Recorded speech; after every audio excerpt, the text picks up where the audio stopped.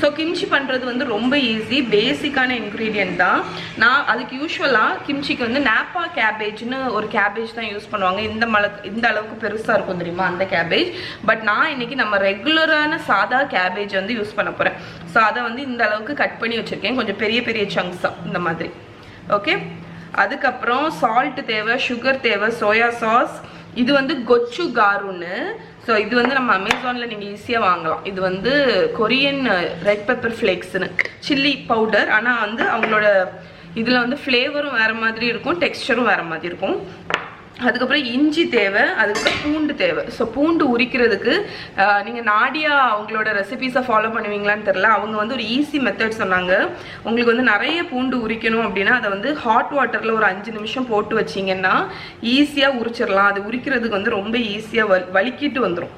So அந்த மெத்தடில் தான் நான் ஹாட் வாட்டரில் போட்டு வச்சுருக்கேன். நான் சொன்ன மாதிரியே ஈஸியாக வலிக்கிட்டு வந்துருக்கு பாருங்கள். ஓகே, ஸோ இந்த பூண்டு எல்லாத்தையும் உரிச்சிட்டு நெக்ஸ்ட் ஸ்டெப் என்ன பண்ணணும் அப்படின்னு காணிக்கிறேன். ஸோ ஃபர்ஸ்ட் ஸ்டெப் என்னன்னு பார்த்தீங்கன்னா, நம்ம வச்சிருக்கிற கேபேஜை வந்து ஒரு பவுலில் போடுங்க. ஸோ நம்ம கட் பண்ணி வச்சிருக்கிற கேபேஜை போட்டுட்டு மேலே வந்து சால்ட், அதுக்கப்புறம் கொஞ்சம் தண்ணி. ஸோ கொஞ்சம் தாராளமாக சால்ட்டும் தண்ணியும் ஊற்றி இந்த கேபேஜ் வந்து இந்த சால்டட் வாட்டரில் வந்து கொஞ்ச நேரம் இருக்கட்டும்.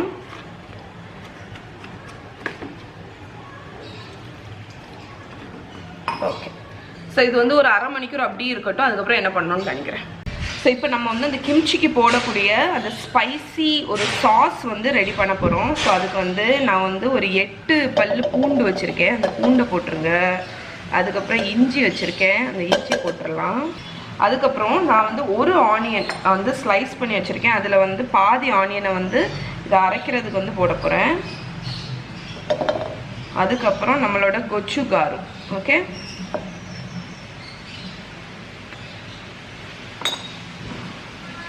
அதுக்கடுத்து சுகர்,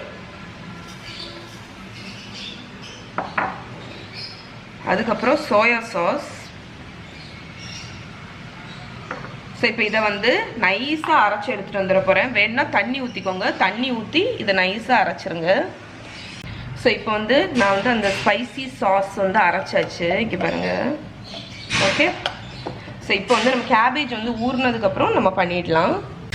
ஸோ இப்போ நம்ம கேபேஜ் வந்து 1/2 an hour இருந்தாச்சு. இப்போ பார்த்தீங்கன்னா இது வந்து இந்த லீஃப் எல்லாம் வந்து கொஞ்சம் சாஃப்டான மாதிரி இருக்குது. அதே மாதிரி அதில் வந்து நம்ம என்ன சொல்ல ஒரு பிக்லிங் இது மாதிரி கிரியேட் பண்ணியிருக்கோம். ஸோ இப்போ வந்து இந்த தண்ணியை வந்து நம்ம தூர ஊற்றிடலாம். இந்த வெறும் கேபேஜை மட்டும் எடுத்துகிட்டு வரேன். இந்த தண்ணியை வந்து ட்ரைன் பண்ணிட போகிறேன். ஓகே, ஸோ இப்போ இதில் வந்து பிளெயின் கேபேஜ் இருக்குது. ஸோ இதில் வந்து யூஸ்வலாக ஸ்ப்ரிங் ஆனியன்ஸ் ஆட் பண்ணுவாங்க. என்கிட்ட இன்றைக்கி ஸ்ப்ரிங் ஆனியன் இல்லை, அதனால நான் நார்மல் ஆனியன்ஸ் வந்து ஆட் பண்ண போகிறேன், ஸ்லைஸ் பண்ண ஆனியன்ஸ். அதுக்கப்புறம் இதில் வந்து நம்ம சாஸ் வச்சுருக்கோம்ல, அந்த சாஸ் ஆட் பண்ணிடுறோம். ஸோ சாஸ் ஆட் பண்ணதுக்கப்புறம் நம்ம மிக்ஸ் பண்ணிடலாம். ஸோ நம்ம கிம்ச்சி வந்து ஃபுல்லாக மிக்ஸ் பண்ணியாச்சு. இப்போ ஒரு க்ளீனான கிளாஸ் ஜார் எடுத்துக்கோங்க. இதில் வந்து நம்ம கிம்ச்சியை வந்து வைக்க போகிறோம்.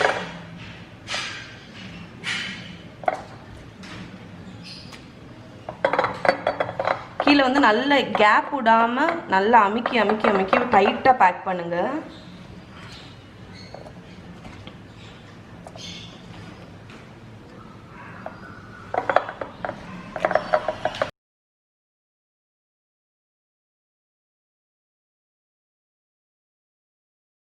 ஸோ இங்கே பாருங்கள், நம்மளோட கிம்ச்சி எல்லாத்தையும் நான் டைட்டாக பேக் பண்ணிட்டேன். இப்போ அந்த மேலே இருக்கிற அந்த மூடியில் ஏதாவது ஆயிருந்துச்சுன்னா அதை லைட்டாக ஒரு டிஷ்யூ பேப்பர் வச்சு தொடச்சிருங்க.